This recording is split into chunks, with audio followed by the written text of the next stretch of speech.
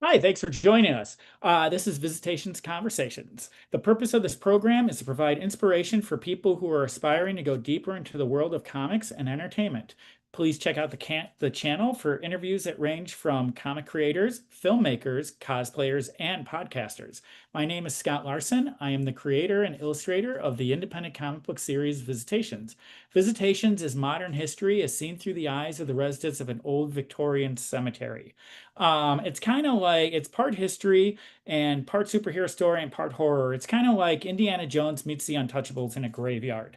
If you'd like to read a digital copy of the first issue of Visitations for free, please contact me at visitationscomicbook, all one word, at gmail.com. And the link will be in the description below. So my guest today is Steve Darnall. Steve is the host of Those Were the Days, which is broadcast on Saturday morning, and it plays old time radio shows, basically from 1 to 4 Central Standard Time. But it's available all across the country and all across the world. Steve is notable in the world of comics for writing the graphic novel miniseries Uncle Sam, which is this right here, and illustrated by Alex Ross. And he has just written the novelization of the comic book Marbles. Here, this is the comic book, not Steve's novelization. He's going to be showing that to you himself, which was originally written by Kurt Busiek and illustrated by Alex Ross. And so, Steve, if you'd like to come on and join us, that'd be great. Delighted to, Scott. Thank you so much. Oh, by the way, what's this? Oh, yeah. So Thank that's you the for the invitation. novelization. How's that? Thank you for the invitation. Oh, sure. Thanks for coming on. I really appreciate it. So I have a story, and I'm curious to see how well it relates to your personal story. So Steve has been he's been doing a lot of things with basically I'm going to call them memories, nostalgia, whether it's with comic books or with American entertainment nostalgia for years and years and years and years. And I'm going to tell a quick story that not about Steve, but about my personal journey. I'm curious to see how close Steve's is to mine. And then I'm going to tell a quick story that I heard about Steve when he was a kid, which is really cool. So when I was about 12 years old, my dad didn't live with us. He lived in an apartment, and I would go over to his apartment, and he'd have a drawing board. I always sit down and draw. And he was born in 1924, so he grew up during World War II. And one day he came over to his drawing board. He's like, "Oh, here, I have something for you." And he had a tape recorder, and he put this tape in. He said, "I recorded this today. This is on a show that they broadcast every Saturday. It's called Those Were the Days." And it was a Jack Benny program. Jack Benny and his entourage were about to travel on a train. And Steve can probably tell us which episode that was. And so that was my introduction to old time radio. My dad had actually listened to it when he was a kid, and he thought that it would be something that I would enjoy, and I did enjoy it. And so I'm curious, Steve, what was your first introduction to nostalgia or old time radio or comics, or take your Oh, pick? yeah, no, it was definitely through radio that I became a fan of nostalgia. And I was actually 12 also, and I was with my dad, who was an attorney in the suburbs.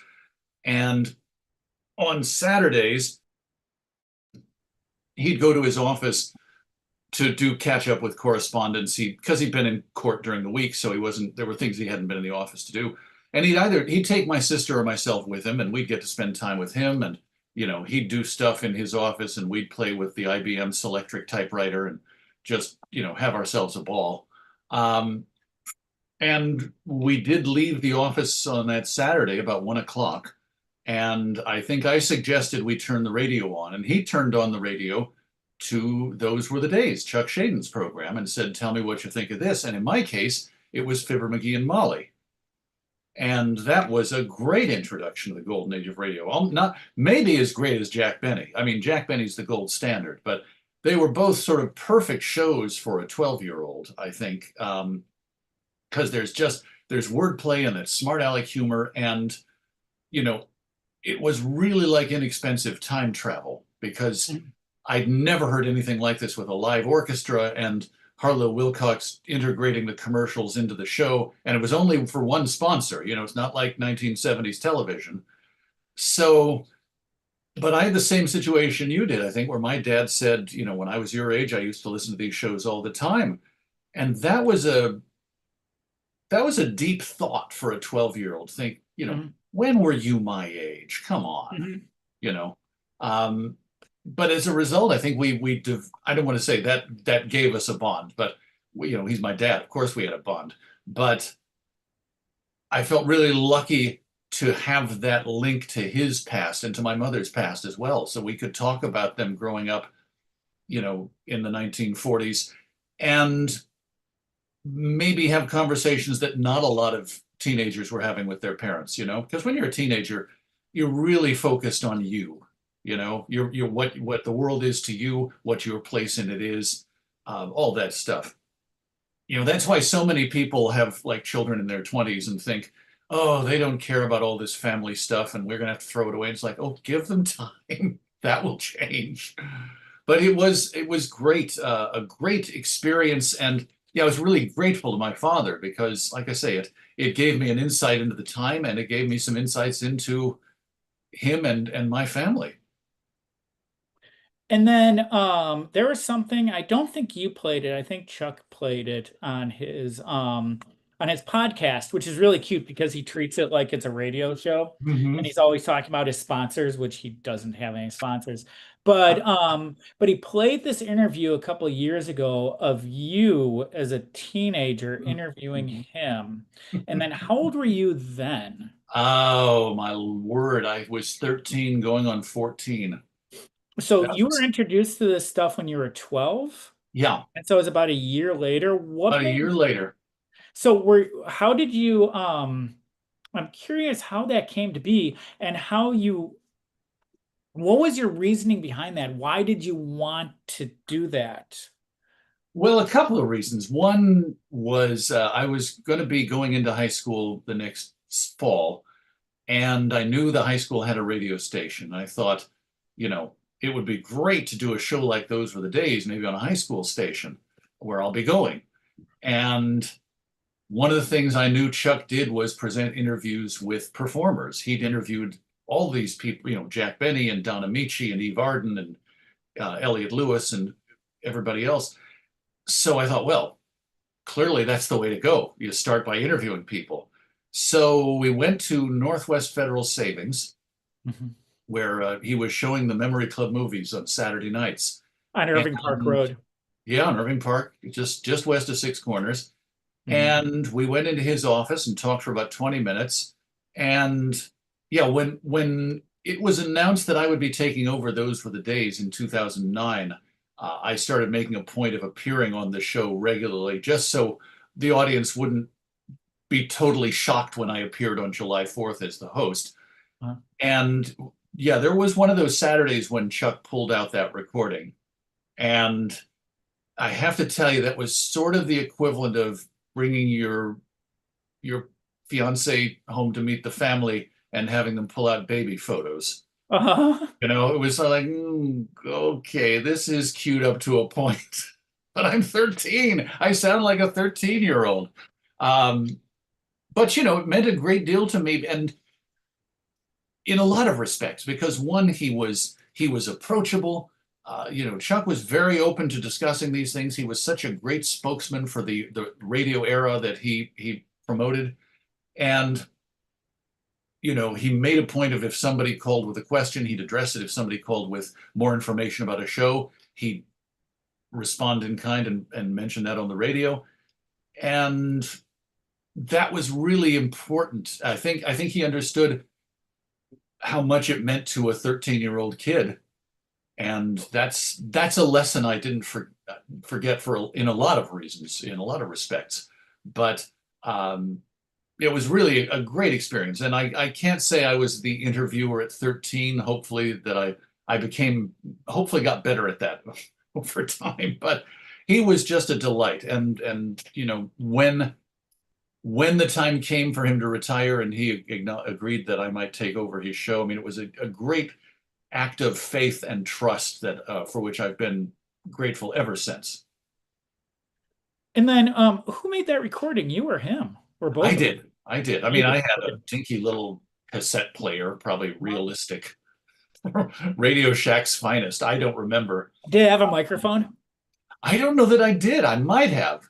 Otherwise, they all had condenser mics at that Oh, time. I know. The fact I that it was remember. even, and as I recall, it was also an 120-minute cassette. And for those who don't use cassettes, those are the worst you can use because they're stretched so thin.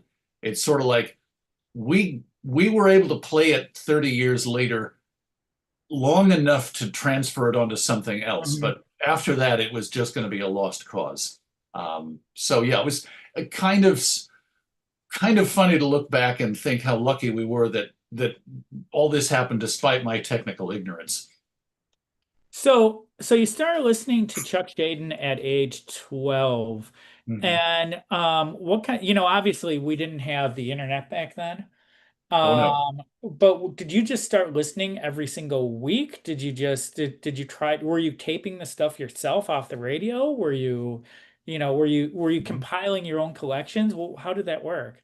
Oh yeah, yeah, all those things. It was I was taping things off the air. I think yeah, I really once I discovered it, uh, eventually I just dove in head first, and everything I could get, every tape from a library, every book from a library, every record of a radio show, I wanted to hear them all. And along the way, got to hear everything from, The Shadow to Jack Armstrong, the All-American Boy, to George Burns and Gracie Allen. All those things, they were all fascinating grist for the mill. And and yeah, I would tape shows off of Chuck's radio show. Again, I think I technically I wasn't where I could go years later. You have the dinky little cassette player. If you're lucky, you can get a patch cord and hook it up to your stereo. Otherwise, you're just holding it up in front of the speaker and hitting stop Oh yeah. when they And come trying to be through. very quiet. Yes. Oh yeah, and heaven forbid, like yeah, Yeah, if the mailman comes by, then the dog starts barking, and right. then well, in a way, I'm kind of glad I have those too, because that dog's been gone for 40 years, and that's a fascinating document as well. But yes, you eventually learn over time. There's a way to do this so that you're not losing. Your tape doesn't cut off when they say the name of the killer is. Right. All those things. Yeah, so I was grateful I stuck with it to that degree because, yeah, obviously other things come along, but I think getting into radio was really important at that age because it inspired so many other interests. And maybe this was the case for you too, Scott, that, I took an interest in performing and writing and in American history because this really was a part of American history that wasn't getting written up in textbooks. So, once you find something like that you're passionate about, I think it has a ripple effect. And suddenly you find yourself intersecting with all these other worlds that maybe you didn't know existed, or if you did, you didn't know you could enter them. But over time, especially as the host of Those Were the Days, to meet people who are in broadcasting or in comics or in the business we call show, as Harry Shearer would say, um, who have a connection to this stuff. It's amazing. You don't necessarily think of it in those terms when you're in the studio by yourself, but then to meet people, in these different fields who say, "Oh, I listened to your show. That's fantastic." I mean, whether it's you or Evan Dorkin or you know the guys at Mystery Science Theater 3000 or whoever the case might be, all those folks have some old time radio background, and my God, what a great starting point for any discussion. So, real quick, going back to Chuck, really, really quick. If I am not mistaken, most of, you can go on YouTube and you can see all of these shows. You can Of listen to course, yeah. all this stuff, and I know that you sell them and you play them. If it wasn't for Chuck Shaden, that whole library probably wouldn't be there, would it? Because I don't think anyone No, else was like investigating that. yeah, I think obviously there were people who were collecting these recordings as far back as the 1960s, and Chuck by the Mhm. late 60s was collecting them, and they were doing it on reel to reel or cassette or whatever the emerging technology was. I don't know of anybody who popularized the idea as much as Chuck did. I mean, certainly there have been many, many people who've gone on the air with old radio shows Mhm. going back decades, and I don't want to discard their contributions, but yeah, I can't think of anyone who took it as far as Chuck did.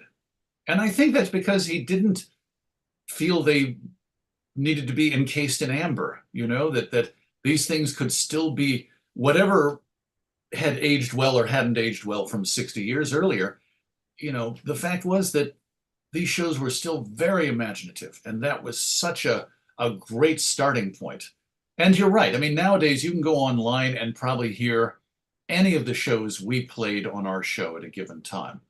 Mhm. But I would also suggest, I think Chuck was really important in this regard, that having a host there to provide some background and some context, that makes it something special. I mean, somebody made the analogy, it's sort of like there's that house in your neighborhood and it might be haunted, but we're going to go in with you and we'll see what's there. And that's kind of what we do on Those Were the Days. Sort of like we're taking you back to 1947 to hear the life of Riley, and here's what we know about it. And Mhm. you're going to hear a lot of Undertaker jokes, and they're funnier than you'd think they would be. And here they go. And I think certainly in Chuck's case, when he was hosting these shows, that was vital because you're right. Any one of us could go online and download 300 episodes of Gunsmoke, but that's a little bit different than knowing things about it, than knowing why you should care about it. And that's something Chuck did so beautifully. And then that first Fibber McGee and Molly, do you remember which episode it was? Oh, that I do, yes. I mean, thankfully, Chuck always wrote his schedule down in his magazine, Oh, right. Nostalgia newsletter. Um, yeah, it was 1949. I don't know the exact date off the top of my head. I want to say April or May of 49. But yeah, Fibber had bought a pipe and Okay. was spending the entire episode trying to keep it lit.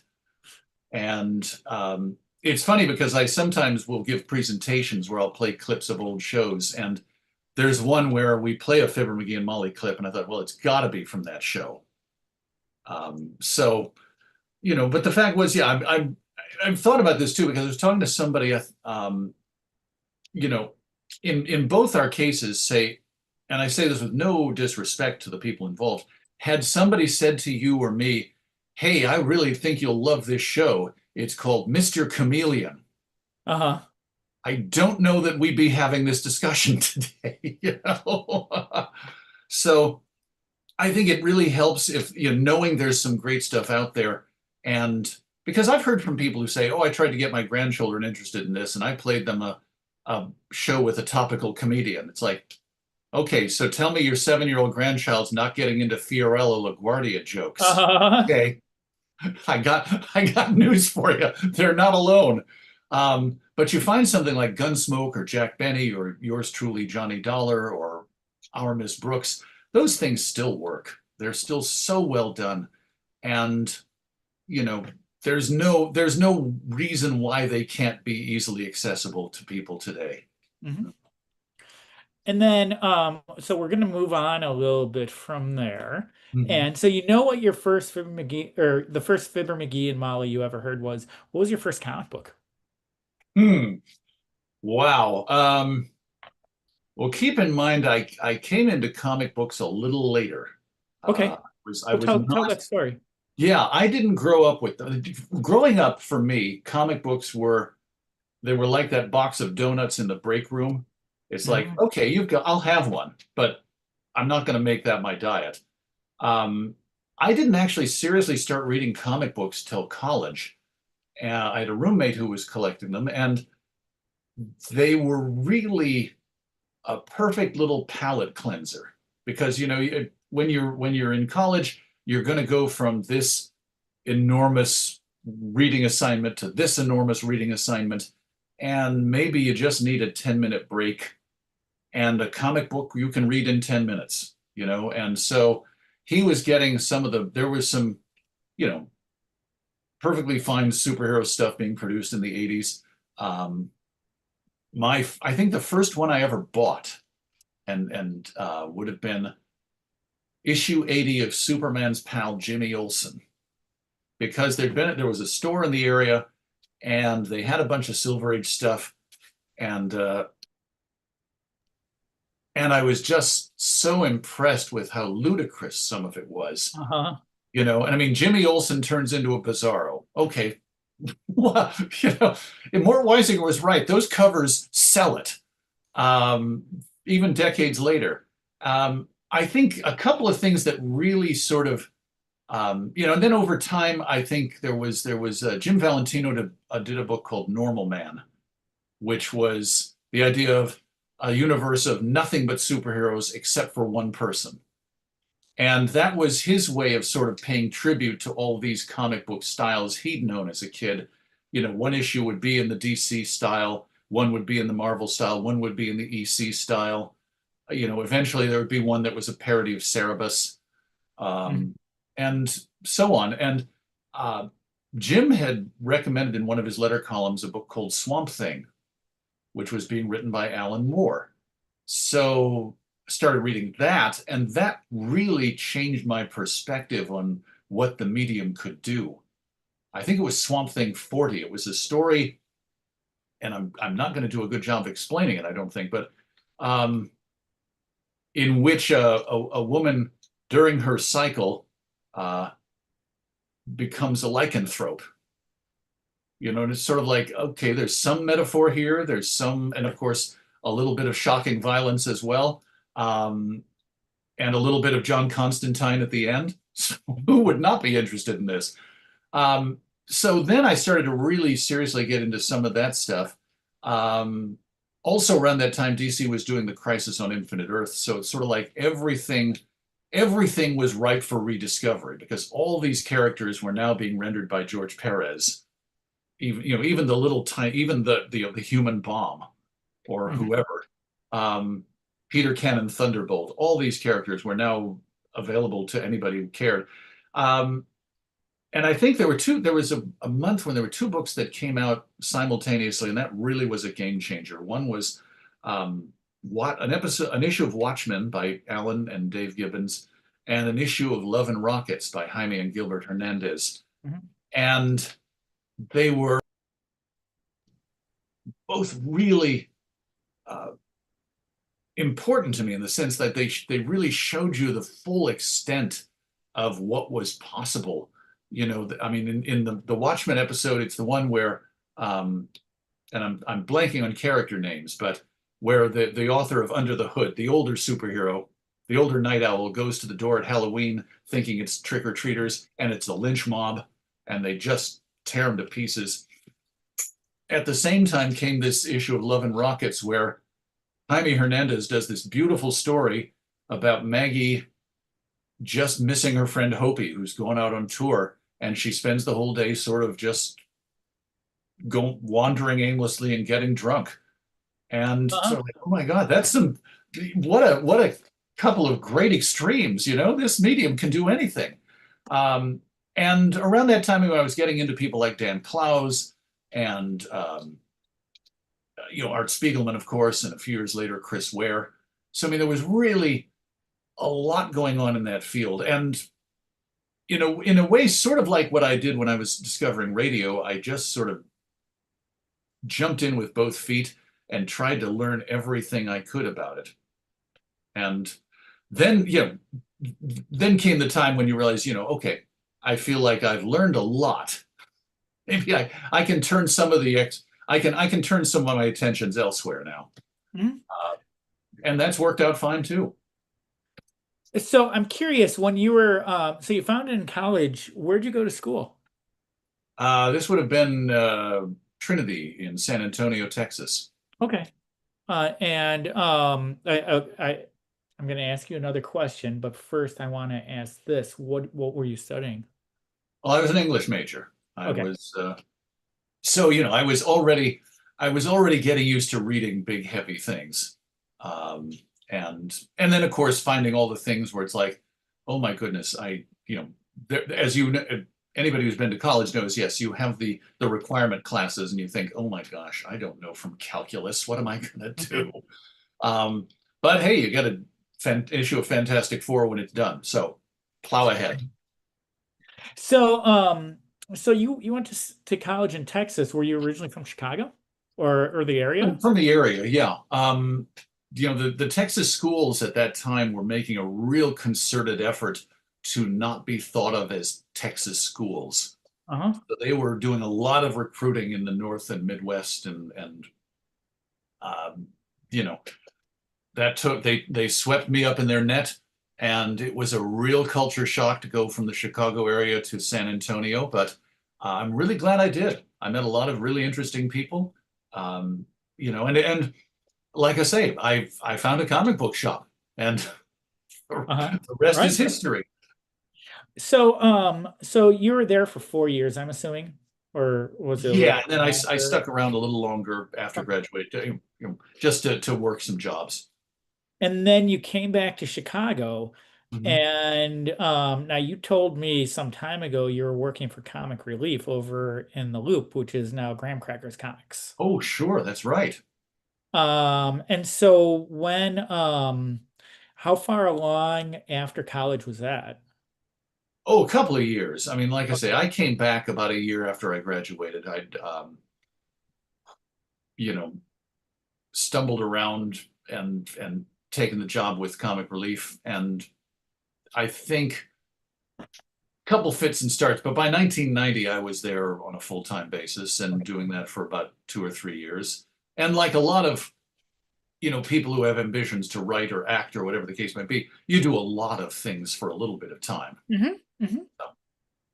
And so you were working at the comic shop, and so was your intention to be a writer at that point, or what was your intention?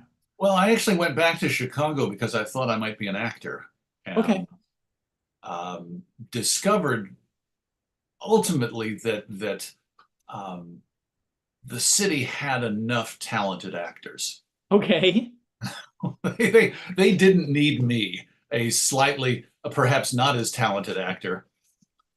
And then I fell in love and found I didn't need the theater quite so much, Uh-huh. and that was fine. I mean, like I said, I've I like to think I have a pretty good sense of how to read a room, Scott. So in the case of acting, when you go to enough agents or enough auditions and you look around and you gauge their response and you think, you know, none of you will miss me if I leave.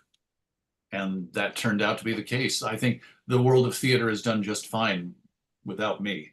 Um, but yeah, I wasn't. I think at that point, I think I was more interested in the idea of writing and maybe writing for comic books because I'd seen the work of people like Alan, and Neil Gaiman had just started writing Sandman, which of course was a remarkable book, and Grant Morrison was writing the Doom Patrol. There's a lot of really interesting and weird stuff being done, and I thought, man, that's the way to go. Um, and also, I mean, and also I was meeting people in the industry for the first time, like Ty Templeton or Harvey Pekar, and I thought, if you can accommodate Ty Templeton and Harvey Pekar in the same field, Hmm. Hmm. that's something I should look into. So the reason I was asking about the acting was the thing that I'm finding, and especially as I get older, when I look back on my experiences in my life, I find that everything has a place. Mhm. Even stuff that I didn't really go for. And so when it came to the acting, it comes to like your current writing or even your writing then, was there anything in that acting that you felt added to your writing? Oh, definitely, definitely. I mean, I had the privilege of working with the words of a number of different playwrights, some who were Uh-huh. local and writing original works, but others, you know, who'd written works from decades earlier. And so in the process, you got to hear a lot of different voices. Hmm. And by which I mean both the voices of the writer, but also, the cadence they used, the language they used, the intonations an actor might use in a given situation.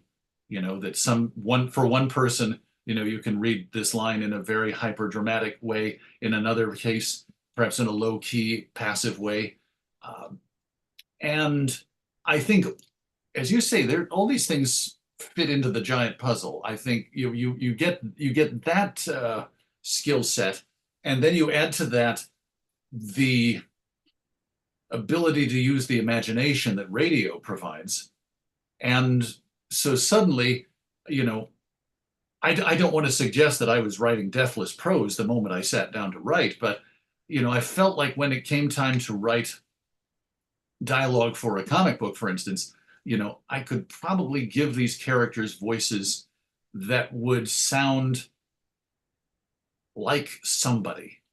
Hmm. By which I mean there were a lot of people. I a lot of people who did work in comic books who were writing dialogue like they'd read nothing but comic books. Hmm. That may still be the case. I don't know, but you could sort of tell one from another. And I felt like there was another way you could go with that. And over time, because I mean, and I say it's sort of ironic to say that because the first comic book I wrote was a parody of old romance comics. So that was clearly meant to be in a specific style of writing that was sort of as unrealistic as you can imagine. But no, I felt having that theatrical background, you know, I like to think it gave me some ability to glean into the patterns of human speech, which always serves you well when you're trying to write dialogue. So tell me about the first comic you wrote. Was it something you did just for yourself, or was it like a commission for somebody, or? It was more or less for me. I had fallen in with this group of young writers and artists, some of whom had had a bite at the professional apple, shall we say? People like Paul Fricke and Hilary Barta and our friend Len Strazewski, R.I.P. And then others, like myself or Alex Ross, who'd done a little bit of comics work, and then others who had, like myself, who were sort of like thinking, all right, I'm not a professional yet, but you guys can probably tell me what I can do differently. Um, and then over time, if as I hung out more and more with some of these guys, we'd just start jawing about, oh, it would be funny to do this, it'd be funny to do that. And then the next thing I knew, um, I had guys like Paul Fricke and Scott Biederstadt and Hillary and Lennon Del Sol who were saying, oh, well, if you write this parody of romance comics, I'll draw a story for you. Uh-huh. And that was a book called Empty Love Stories. And it's funny because I did really think, oh, well, this is silly. No, no one's going to publish this. But I did also find out, as many prospective comic talents have, that if you've got the book more or less ready to roll, publishers appreciate that because that's a little bit of work they don't have to worry about. Hmm. And as it happens, around that time, I had also entered the field of comics as something of a professional by taking a job at a trade magazine called Hero Illustrated. So the upshot of that was I was now interviewing people, in many cases, people I'd admired, but also people to whom I wanted to give greater exposure. One of these was a fellow named Dan Vado. Hmm. Dan was the publisher of Slave Labor Graphics. And I had, independent of interviewing him, I'd sent him a packet of stuff from Empty Love Stories, and he saw it and liked it enough to publish it. And that came out in 1994. And, you know, actually, and it's so funny, it actually made money. I think if we divided it amongst all the artists, and I don't think any of them got even remotely near a fair wage for their work. Welcome to that world. Um, you know, but that was interesting too, because then, Dan was thinking, as publishers are within their rights to do, it's like, oh, well, we should do another one of these. And I wasn't quite in a position to come around to that yet. And of course, you can't really, you know, this was sort of like the equivalent of a bar wager. You Hmm. know, it's not something you can necessarily go back to and say, hey, let's do this again. And you guys draw another 7-page story. How about that? Hmm. So it took a little time. It came out in 96, obviously didn't do as well. And of course, like I say, if I'd had a little more uh, time and resolve, then perhaps, this could have come out on a more frequent basis. But I'm very glad that we got to do what we do. We did 4 of them all told. Oh wow. So Yeah, over I 5 years. I literally just had lunch with Scott Peterstadt. Okay. So I did not realize that he had drawn one of your stories, which Oh yeah, Scott and Hillary Barta did a story for Empty Love Stories called "One of the Walking Dead." uh-huh. So that's where that phrase came from, ladies and gentlemen. Um, it It could was have been actually. oh God, I no, it's funny Yeah. because there had been somebody had published a collection of DC romance comics called Heartthrobs, and one of them was a story about a society girl who falls in love with a longshoreman. And of course, the whole story is about, they're coming from opposite worlds and how can this love last? And I just said, what if we took the longshoreman and replaced him with an animated corpse? Mhm. And the story pretty much wrote itself. And then and my God, to get Hilary Barta inking Scott Bieterstadt on a story about a shambling corpse, you practically that sells itself. Mhm. Those are 2 guys who love to do that sort of EC style. So it was great fun. I'm really, I can look back on it now and see the growing pains and the seams of the garment that perhaps should have been hidden. But it was a nice way to enter that field. Sure. And so was it the Lincoln Tap where you guys were all meeting? Oh, maybe. I'm not good with names. I never hung around too many bars well enough to remember their names, and this was Uh-huh. decades ago.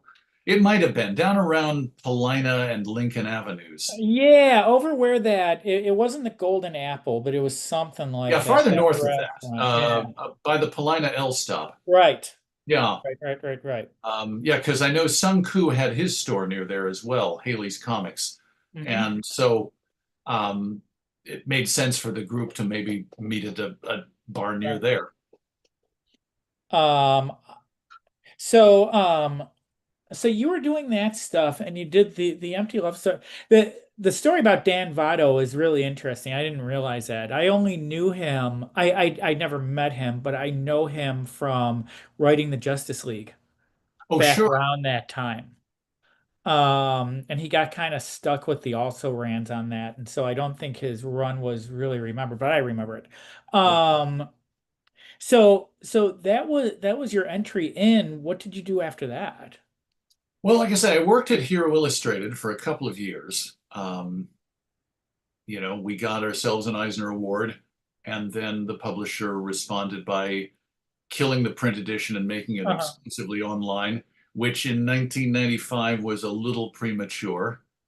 Um, but those were 2 very, very amazing years. I mean, it was a chance to interview people whose work I'd admired, people like Alan Yeah. Moore and Harvey Pekar and whoever else came, Rick Geary, Chester Brown, all those people.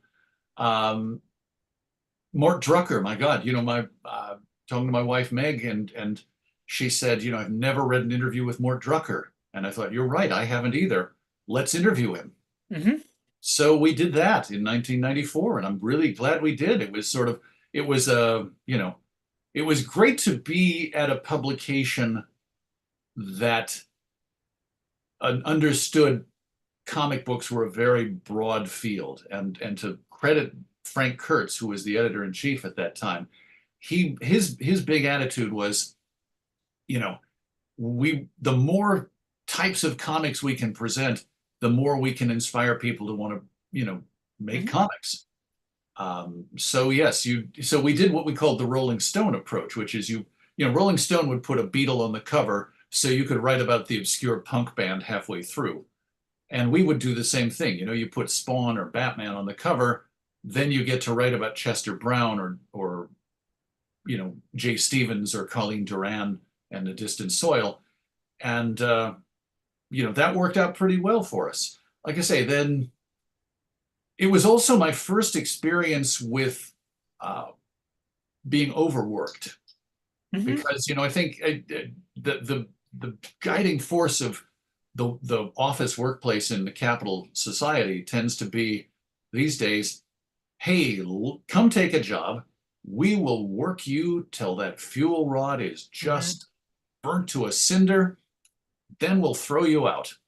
Hmm. Uh, I didn't wait to get thrown out, you know. It was sort of like what you find about people who are passionate about anything. It's like we didn't have any problem with staying to work until 8 or 9 o'clock at night because we loved what we were doing, and you know we were also kind of on a minimal skeletal staff.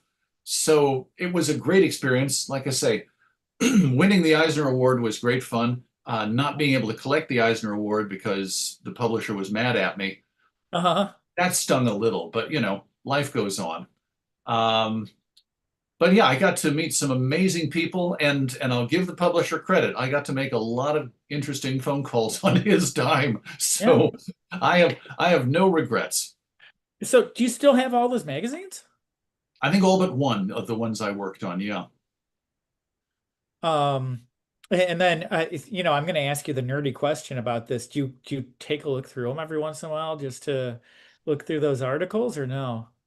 Not really anymore. I think there was a time when it was still pretty fresh in my mind, um, in terms of, oh gosh, I remember when we talked to, Harvey Pekar about that. That was pretty great. Uh-huh. Um, you know, I'm very glad we got to do it. But at this point, you know, like I say, reading through stuff I wrote 30 years ago doesn't interest me all that much. It's interesting. Since Len Strazewski died, I've gone back and I've started rereading all of his stuff. Oh, sure. And in a way, it's like walking through the mind of somebody else because you start to see the different themes that come up. And one of the interesting things about that is the memories of that particular time. And it's the exact time you're talking about 94, 95, 96, 97. And you take a look at all the things that were going on then and how you felt and all the progress that was being made. And so 97 was when you worked on that stuff. When did you end up working on Uncle Sam? That was Well, 97, 95 is when I 98. left Hero. Okay. 97 was 96, 97 is when I wrote Uncle Sam. Okay. Um, And then did you Alex, do anything in between the two? uh, I did a little more work on Empty Love Stories. I did a second Uh-huh. issue for Slave Labor in 96, and they, because it had been almost 2 years, they found it pretty hard to get behind it, and I can't really blame them for that. Uh-huh. But it did make me think, you know, I shouldn't subject another publisher to this, and that's when I had the idea to publish a third issue myself. Yeah. And that came out in early 98. Okay. Um, and I was really glad I did. That was the start of Funny Valentine Press. But otherwise, yeah, we had bought a house. So I was thinking in terms of, go where the work is, go where, you got a mortgage to pay. Hmm. Uh, and I'm sure I convinced myself I was leading the glamorous life of a freelancer, Uh-huh. but without actually writing much. But also, once it was in 1996 that um, we secured the deal with Vertigo to write the Uncle Sam series, and so at that point, there was a fair amount of 96 and then part of 97, there was a fair amount of back and forth between me and Alex Ross and our editors at Vertigo, Karen Berger and Joan Hilty. And so, yeah, there was stuff to keep me busy. In fact, I remember this because we bought our house and moved in, and the upstairs wasn't finished yet. So basically, everything had to be on the main floor, and the computer and the bed had to be in the same room. So my wife would be going to sleep, and and I would be literally at the foot of the bed, sitting at the computer and typing the script for Uncle Sam. And and that, but that said, that wasn't something that just sort of magically appeared. As Alex and I had been talking about the Uncle Sam story for several years before that, and I think he had actually had it in his mind that once he would do Marvels, he would do what became Kingdom Come, then he would do this story, Mhm. and he wouldn't let, to his credit, he didn't let anything sway him from that. He didn't let the fact that in between starting and finishing, he'd become one of the biggest comic book stars on the earth. He could very easily have said, "Yeah, things have changed. Mhm. Now I'm getting more popular people to make me offers, so we'll put this aside." No, he really firmly believed that's how it ought to go. And I'm really glad he did. I think obviously I was a beneficiary of that because I got to write this story. I would suggest he also benefit from it because not because of anything I did, but because of the fact that he was able to make this pretty strange left turn after doing these two enormously successful superhero based books to do this thing that was so out of left field. I Mhm. think it just made it clear that, he wasn't going to let the market dictate his priorities to him. And I think that's one of the reasons people are still fans of his. I mean, apart from the artwork, which is amazing. I heard an interview with him not long ago where he mentioned that Alan Moore, that was the only work of his that he liked, was Uncle Sam. Oh, that was the only. Well, I know Well, he Alan. didn't care about the other stuff because it was superhero stuff and he was past that. You know how it is with these eccentric artists. I don't know.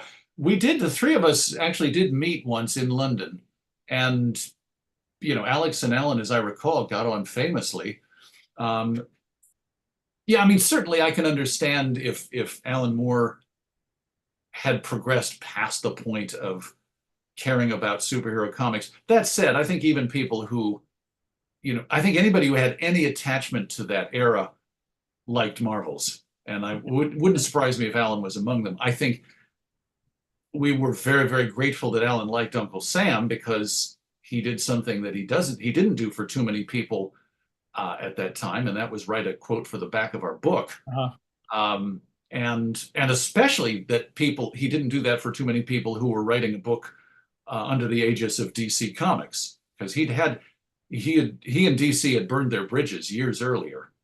So, I never quite knew if that was if DC viewed that as a good thing, like, hey, Alan Moore liked this book and everybody likes Alan Moore, Uh-huh. or if it was a case of, who are these punks getting Alan Moore to write their blurb when he won't Uh-huh. write anything for our books? So, no idea if that worked, if that was a bit like, you know, going into the bar with the biggest, burliest biker in the world. It's like, well, okay. I mean, I'm safe. On the other hand, maybe I'm too safe. Mhm. Um, but yeah, I think Alan's tastes went. He got out of the comic book field soon after that was all done. And I mean, it's the medium's lost, but he's writing prose fiction, and I guess Right. he's enjoying it enormously, and more power to him. Well, he had said, and I'm sorry, I don't want to like take No, a, no, a left turn away from you and talk about Alan Moore, but he had said that Steve Ditko documentary from about 15 or 20 years ago now. He said something along the lines of he knew that John Romita had done some nice Spider-Man, but he refused to read it after Ditko left because it wasn't Romita's character. And so he had like these ideas in his head on stuff, which is, you mentioned Marvels. He might have like read it up until a point and then just stopped. Um, I don't know. Well, of course, keep in mind too, when Alex and Kurt Busiek did Marvels, yeah. that was really a pretty remarkable and unusual book in Mhm. terms of, this photorealistic style and this painted artwork. Um, a lot of people who would otherwise have turned their backs on superhero comics, they loved Marvels, and rightly so. But yeah, I don't blame Alan because, like I say, he'd taken some hits from the business. And it did seem like there was a time that every time he aligned himself with some independent publisher, that then they'd get gobbled up by DC. Right. Yeah, I know. I Good caught that. Lord. Oh my, you poor man. And then of course all the movie stuff, which Right. I know left a very bad taste in his mouth. Again, I can't presume to speak for 2026 Alan Moore, but it wouldn't surprise me that he had no use for the medium at this point. Mhm. And Mhm. that's unfortunate. But um, like I say, I was absolutely thrilled. I was talking to somebody about this recently, that one of the nice things about it is because Uncle Sam, as you can imagine, was a personal book for Alex and myself. We sort of knew going in, this is going to be a personal expression of where we think things are, and you can't expect everyone to march in lockstep with that, Right. because everyone's going to have a personal feeling about the way things are. But we figured if we get it out there, there's a permanent record, and if somebody feels the way we do, they know they're not alone. Um, so we were prepared for the fact that there were going to be people who didn't care for it. Mhm. That's understandable. That happens. But the fact that Alan liked it, the fact that Billy Bragg liked it, you know, I was that was a lot of Teflon. Mhm. Mhm. Nothing else really hurt me too deeply after that. So I've got a question for you, but before I ask it, I want to ask you about Funny Valentine Press, Okay. which you just mentioned. So tell me about that. Well, like I say, in 1997, I'd had the idea of publishing Empty Love Stories, Right. my own, and we thought about, what would be a good name for the company and what would be better for a comic book company that publishes a romance comic parody. And being a fan of Rogers and Hart, um, naming it after My Funny Valentine made perfect sense. My friend Greg Hyland designed a logo with a heart and a fake arrow, the kind that do that. Um, so it just sort of seemed to say everything.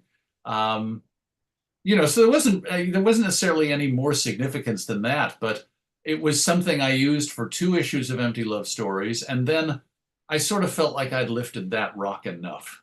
Yeah. I'd seen what crawled out, and that show was over. Um, So were you going to like conventions and selling it? Were you trying to sell it to comic shops? How did that work? I was going to conventions, yes. Uh-huh. How many I sold that way, I don't recall. Yeah, I was doing the stuff that publishers did. I was going to conventions, I was reaching out to stores.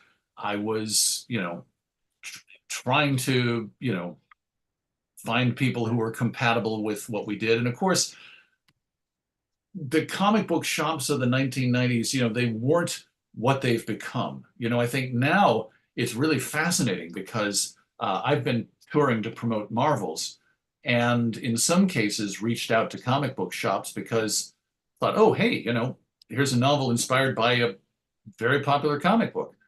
And several of them has said, congratulations, good luck, but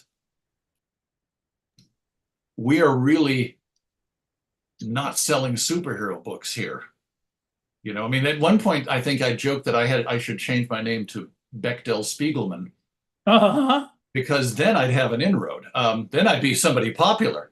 But the fact was, yes, that in the time between the 90s and now, you're right, that field has exploded, and in so many interesting ways. I mean, my God, libraries have graphic novel sections now that they didn't used to have, and they go so far beyond your standard DC and Marvel fare to where you've got the work of people like Alison Bechdel and Art Spiegelman and you know Chris Ware and whoever else, and that's fantastic. So it's possible, you know, it's not inconceivable that to do a book like I was trying to do 30 years ago, there might be more of an automatic market for it now than there was. But 30 years ago, trying to get comic book stores interested in in not only an independent book, but one that was very specifically about parodying and satirizing romance comics, I can understand why that might not be considered the easiest sell in the world, even if you've got people like Alex and Mike Allred and Ty Templeton doing your covers. So, um, yeah, I did all those things, and then again, like when I was an actor, you do it for a couple of years, and you think, all right, I've hit my head against this wall long enough. Maybe it's time to rethink. And at that point, I really kind of stepped away from the field of comics. And again, it was probably by mutual decision. The industry probably didn't mind seeing me go, and I didn't mind going. Oh, you know what? I'm going to tell you something. I disagree with that. I think that there's more for you to do, but that's my personal opinion. So one of the things I'm gonna make a quick comment, and then I'm gonna ask you a very profound question, I hope. Okay. Um, but so since I've been doing my book, I don't sell it at comic shops. Okay. And the reason why I don't is I look at it from the perspective of you have Batman and Superman and Spider-Man, right? And then Mhm. you have my and if I'm walking into a comic shop, I'm going for Spider-Man, and my book would just sit there, even Mhm. though, it's something that I like, I'm interested in. And so I make sure that I sell it by hand and I look every single person in the eye. Sure. And I don't know if that's great or not, but it's something that I learned works for me. And so that was my commentary on that. I do think you should write more comics, Steve, but I'm not going to say anything more about that. So Tell but the editors. but here's something that I think is really, really interesting. So you're doing Funny Valentine Press, and you're doing the parody of the romance comics. And then at the same time, or right around there, you're doing Uncle Sam. And you mentioned earlier the difference between Watchmen and Love and Rockets. And I'm looking at your history here, and I've written it down, so it's like right in front of me. But it's the exact same thing. You talked about how Watchmen was one end of the scale, and then Love and Rockets was the other. And if I'm not mistaken, you were doing both of those other two things at once. Now my guess is you probably didn't set out to do that, and you might not have even noticed it until I just brought it up. But have you ever thought about the fact that you've done both ends of that scale? Oh yeah, I mean, I've been very, very fortunate. It's as the analogy I use. I have not come to bat a lot in the comic book field, but I'm pretty pleased with the overall batting average. Because yeah, I got to work with Alex Ross on a book that meant a great deal to both of us. I did get to do 4 issues of this romance comic at a time when nobody knew from romance comics, you know, and yet somehow, yes, managed to not totally destroy my life and family. And at the same time, I was doing a strip for Disney Adventures with Greg Hyland, Nikki Tesla, Kid Inventor, and apparently somebody's used the name Nikki Tesla since then, and not sure how to feel about that. But the fact was, I was these were all things that were successful in their way, and I was really grateful for that. Um, None of them translated into life-changing things or career, fixating things, but that's okay. I got to work with some really interesting people and do some really interesting stuff, and you know, I didn't I didn't have to be the guy who went around to conventions saying, "Oh, please give me the Green Arrow knockoff book, please." Um, and I didn't want to be that guy. I didn't want to be the guy who showed up at cons saying, "Hey, remember me? I had a book 15 years ago that some of you bought and the rest of you didn't, and I've still got a box of them here." You know, um, and also, at that point we had a mortgage to pay, and a life to get to. Um, so yeah, it was okay. I was okay with, but no, I'm really enormously pleased for the opportunities I've had in the comic book field. To get to work with people like Alex and Greg and the people who worked on Empty Love Stories, be it the cover artists like Jeff Smith and Ty Templeton, or the artists who did the stories. I mean, Colleen Duran did An Empty Love Story and Uh-huh. just, as you know, knocked it out of the park, as you would imagine. Batten Lash, who was a lovely man, another rest in peace. He wanted to do one, and he did a great job with it. So, I was really happy in that regard. And even in the later years when, I've had a couple more nibbles at that apple. Um, when we did a series with Dynamite about Peter Cannon Thunderbolt in Mhm, 2012, mhm, mhm. and then Alex and Kurt and I did a Doctor Strange story for the Marvel anthology in 2020. Those are and Mitch O'Connell came in to help out with that story. So I mean, Mhm. it's sort of like, man, this is just, you know, I've I feel a bit like Fred Astaire. It's like I can look back and think I had a lot of very impressive dancing partners. Well, it's, you know what? You're still alive, so there's more coming. But yes, You it's not never too know. late. You never know what's around that next corner. So tell me about the Marvels novelization. Sure. Well, this came about, gosh, a couple of years ago. I was on the phone with Alex Ross, and he'd mentioned that there'd been some hope of having a novelization of the series in time for the 30th anniversary of Marvels, which would have been 2023. And I thought to myself, I did the math very quickly and thought, okay, that did not happen. So, he got to mentioning that I guess they were looking to find somebody to write it, and a couple of options hadn't panned out. And because it's Alex, who I've known for 35 years, I could just say to him, fine, I'll write it. Uh-huh. And thankfully he laughed. But the more we talked about it, the more it really made sense to both of us because, on one hand, I was I think a reasonably trustworthy writer, having done the work I did, I proved I could meet deadlines and hopefully turn out something of relative quality. But also because when Alex was first putting this story together in 1990 and 91, you know, I was the first writer to help him out with it. He had So done, talk about that for a minute. yeah, What was he that wanted to like? do these painted comics in this photorealistic style. And of course, at that time, the comics industry was still under the sway of cross-hatching. Hmm. Hmm. So there wasn't really a guarantee that there'd be a place for Alex's work. So he had done this Human Torch story with the 1939 Human Torch, and he'd written a script for it, and he wasn't entirely happy with it or confident with it, whatever it was. I don't know why he came to me, frankly, because I didn't have that big a writing resume. But perhaps I was well spoken, and I was certainly enthusiastic about his work. So I took a pass at the script, and he sort of plucked the bits he liked from each one and put that together. And that's the story that was reprinted in Marvel's number zero a few years later. And thankfully, I mean, between those 2 points, it got onto the desk of Kurt Busiek, and of course, the rest is history. But like I say, so in a way, to get to come back to these characters in this story 30 years later, um, I I don't know if full circle's really the phrase to use because that would imply I had something to do with the story Kurt and Alex did. I didn't really. Um, I was really the guy who helped Alex throw a bunch of seeds into the ground and then came back 30 years later and had, oh my God, you grew trees. How about that?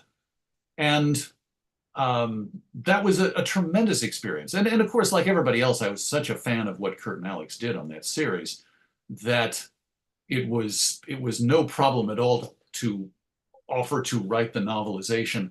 Obviously, he had to sort of prove to the folks at Abrams who published it and Disney who own Marvel that I was up to the task, but they seemed to like the samples okay, and um, it was really as first novels go, it was a great experience because I mean, there's some aspect of paint by numbers here. I'm not in the position a lot of first time novelists are in, where you go 100 pages in, realize this character is all wrong, and you need to backtrack 30 pages and then go a different way. I knew I knew who the characters were going to be. I knew what the story was going to be. But I also knew there was a lot that hadn't been told in the original story that could be told in print, in prose. So I took that approach. And this sort of comes full circle too, Scott, because I mean, in a way, I should start that sentence again. You were, I said it came full circle, not necessarily with the fact that it was me being involved in Marvels or what became Marvels 30 years ago, but the fact that here was a story that was set in the 1930s through the 1970s. And I dare say, if there's any era with which I am well acquainted, Mhm. it's the 30s and 40s and 50s and 60s. So, in a way, this really was the ultimate payoff for all those years of immersing myself in the golden age of radio. I mean, not that I discard anything that came before. Landing Those Were the Days was, and Nostalgia Digest was, have been great experiences. But to be able to bring that knowledge to this project um, was something very, very special. How do you think? Okay, so I have a couple quick questions on this, and I don't want to keep you too long either. Sure. How are you on But we timing? should wrap up reasonably soon, I think. Okay, If we've got a okay, few we can do couple more that. questions, I think. So what kind of research did you do for the book? Did you go back and reread? I clearly you went back and reread Marvels, or at least I hope you did. I, Um, I'm just I gonna do had this this. off memory. I relied on my memory a great. No, Uh, I did, and of course, it was great fun, and you could uh, see the things, that worked, and the things that might need to be adjusted for yeah. print because we don't have the luxury of Alex's artwork. Um, but Did Alex, Alex? I oddly enough, I have a question. Did Alex let you take a look at his files or any of the stuff that he had kept from that era? not as such. I mean, I did, Okay. obviously, the script for Marvels has been collected in numerous Yeah. anthologies over the years. So I did have that, and I had the story itself. But Alex, bless his heart, he also made sure that I got the stories that he and Kurt used Uh-huh. and Uh-huh. sampled in their work. Right. So here, here were the issues of the Avengers with the Right. Kree Skrull War, and here is the Fantastic Four fighting Diablo, or Reed and Sue Richards getting married. Right. Things that do turn up in the Marvels miniseries. Um, Did you and that was expand past that? I'm sorry. Did you expand past that? So I know that, for example, there's a page where they reference the character that became the looter, which was Amazing Spider-Man number 36, and then Peter Okay. Parker comes in while Phil Sheldon is like standing there at J. Jonah Jameson's desk. Oh yeah. So did you take a look at some of that stuff? So, Gwen Stacy dies in the fourth issue of Marvels. Did you take a look at her, or her first appearance and the first appearance of Norman Osborn and all that, or did you just stick with the stuff that they had given you?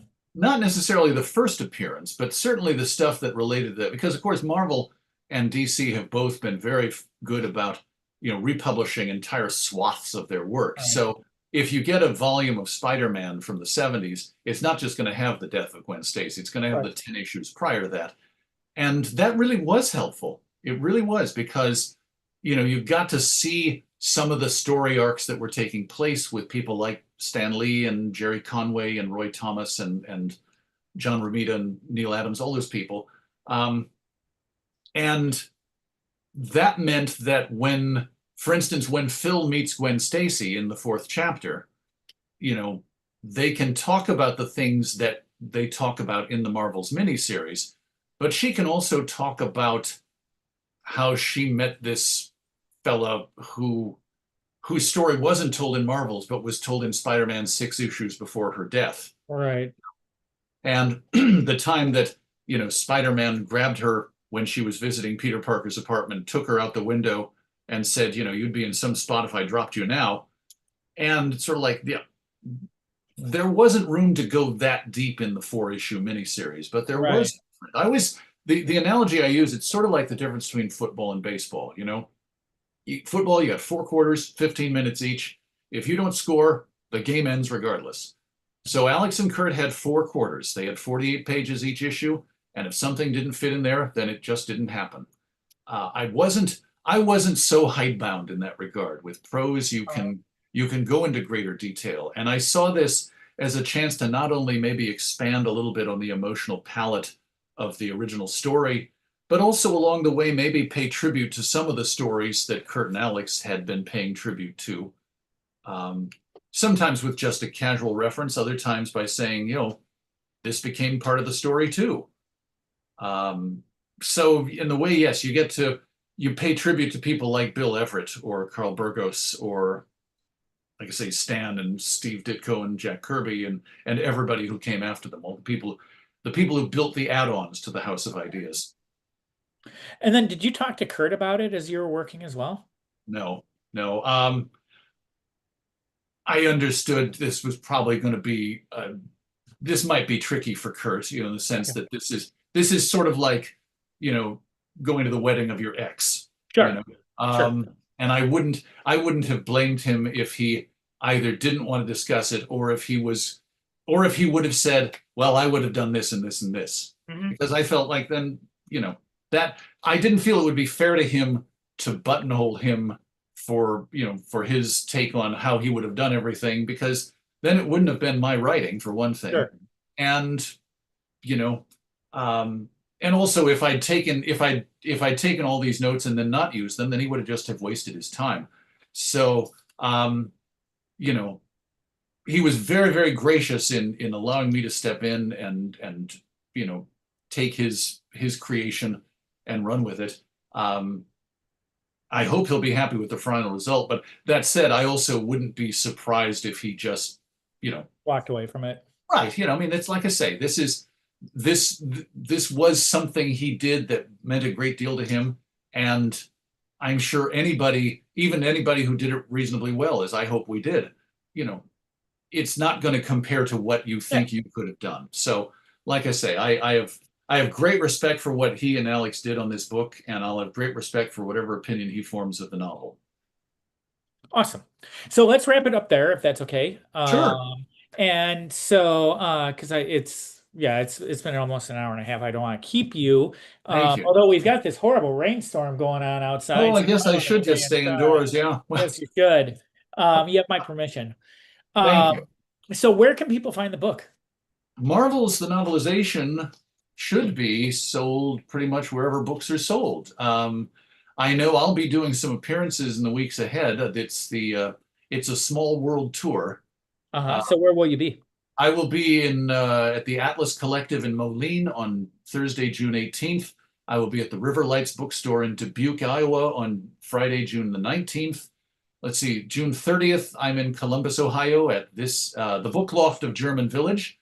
July 12th at the Roebling Books store in Covington, Kentucky.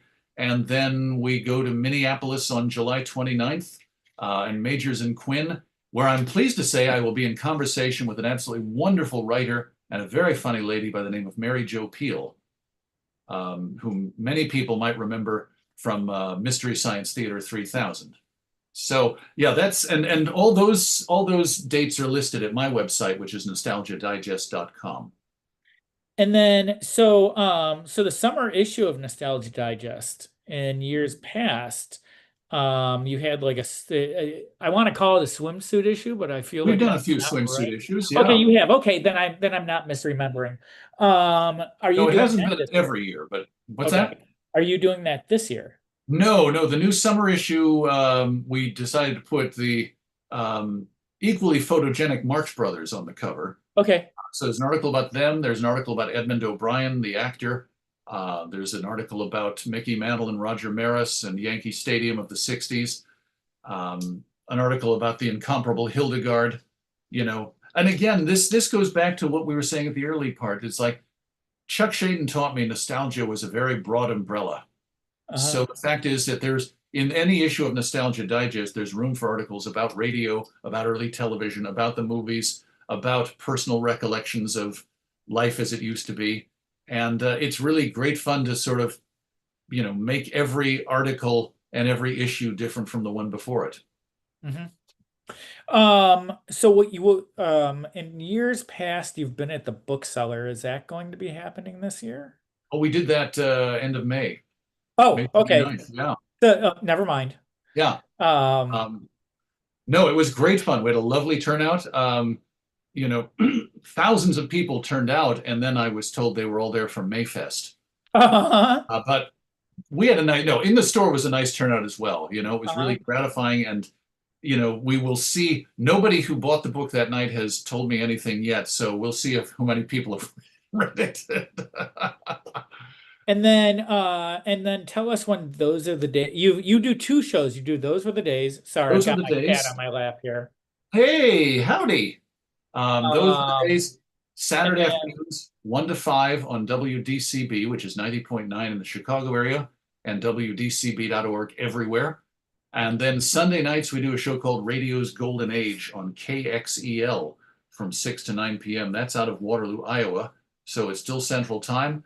And in both cases, yes, if the radio signal doesn't reach you, the website will allow you to hear it live. and then how can people listen to past episodes?